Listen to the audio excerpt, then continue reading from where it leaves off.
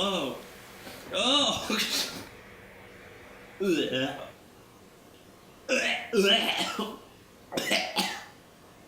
I don't know. It's cheese, I guess. Today I'm going to be learning how to make cottage cheese.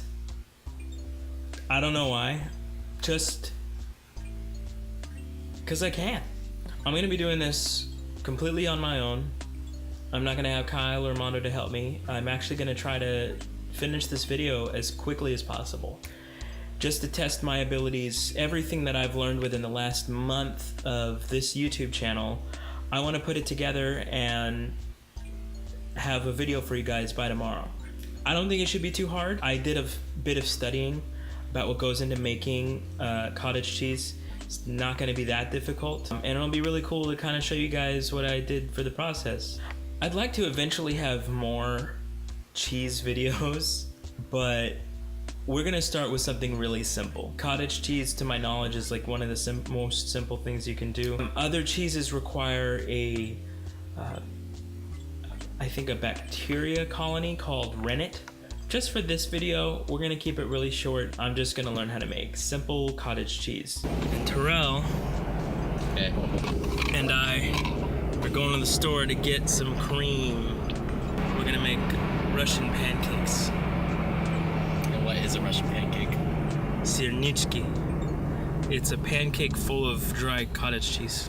Who are you gonna serve it to? You? Thanks, dude.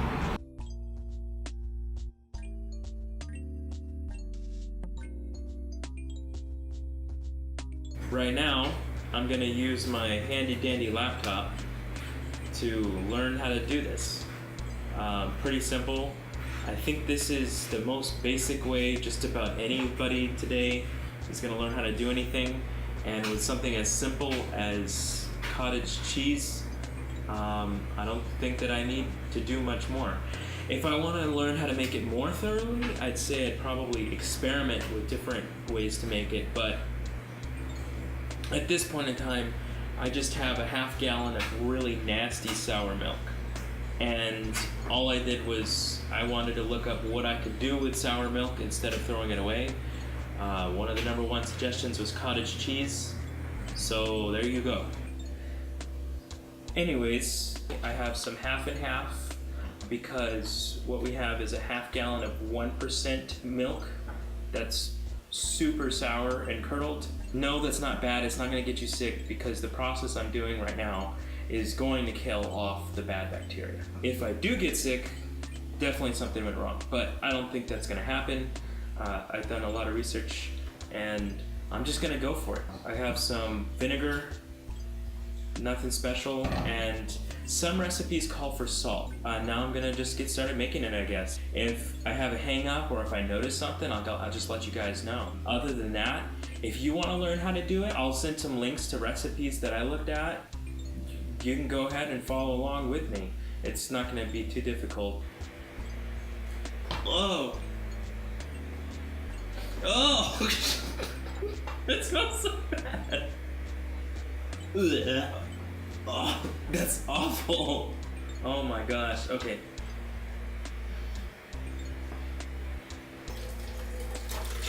Go.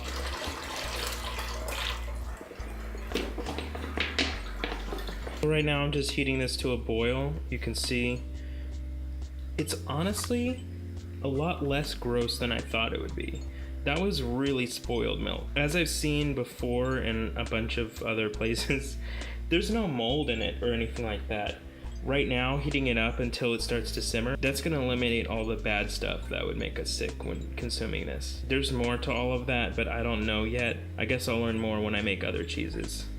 So it is simmering now. It's got a nice rolling boil actually, and it looks like a lot of those chunks that were there before are gone now. So I think that's not what's supposed to happen, but we'll see what happens when I add in the vinegar. You can see here it's kind of foamy. I don't know what that means. Never would I have imagined that milk does this. So it's definitely doing some weird stuff. It's really, yeah, it's kind of thickening up, I think. I think it's doing the right thing. But now what I need to do, I guess, I have to pour this into a cheesecloth. This is a lot more liquidy than I thought it would be. So I'm wondering what's gonna happen when I run it through the cheesecloth. I don't know how to do this. I don't know. This is still really hot. Should I let it cool? I'm gonna let it cool. Moment of truth, guys. I'm gonna take this pot of nasty and I'm gonna try. I've seen little devices for using the cheesecloth, but I'm gonna try it this way.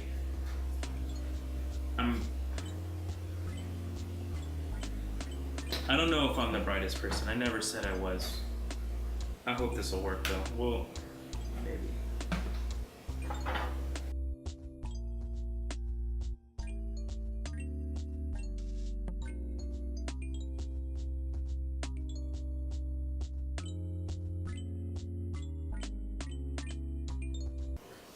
Ew.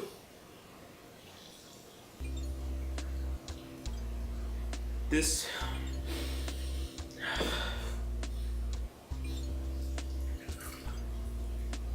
smells awful.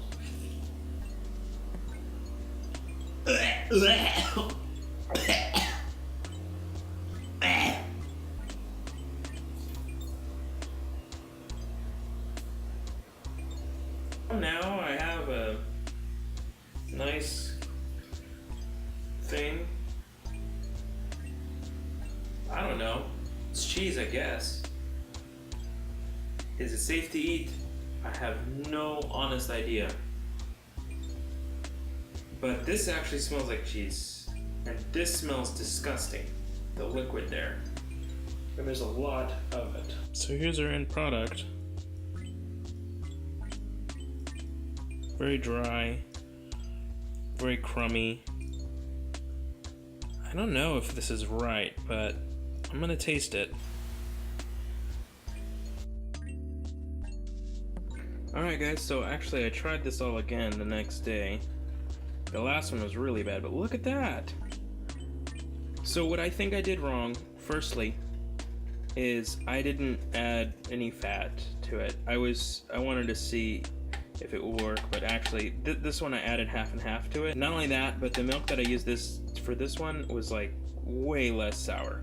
Not curdling or anything like that. So actually I think this is right. This does not smell bad at all. And honestly it's taking a lot less time too.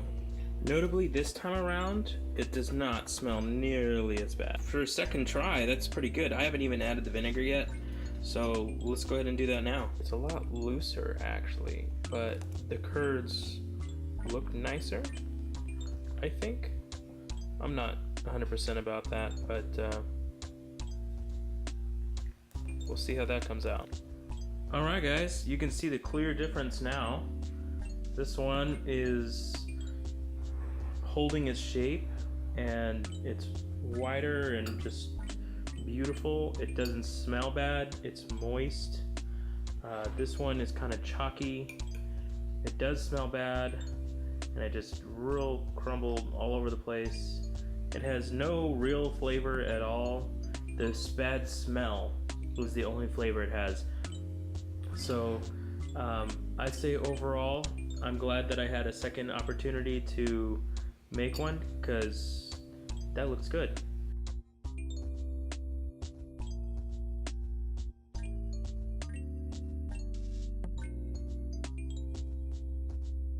I finished making the batter, and I'm just gonna make equal-sized scoops of this batter and rub it in flour and then stick it in a hot pan. Also, I want to point out that I've seen time and time again all over looking up this thing that people make this from, you know, spoiled milk all the time, and I get that it's safe to eat, but I can't get past the flavor. This would definitely, these pancakes are definitely gonna, that cheese, everything about this I think would taste better if the milk wasn't spoiled. And it's kind of gross, honestly, in my opinion. we'll see what my roommate thinks. All I have to say is I'm blessed to have a roommate that would eat pancakes from rotten milk cheese and put up with the nasty smell in the whole apartment.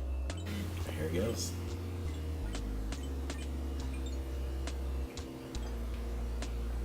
I dig it. Really? Yeah. You don't like the kind of sour taste, or you don't mind it? I don't really taste it, but it tastes good with strawberries. All right. You are a good roommate. Notably, I really love how fluffy these become. Look how thick that is. That's just beautiful. Look at that. This is good pancake right there.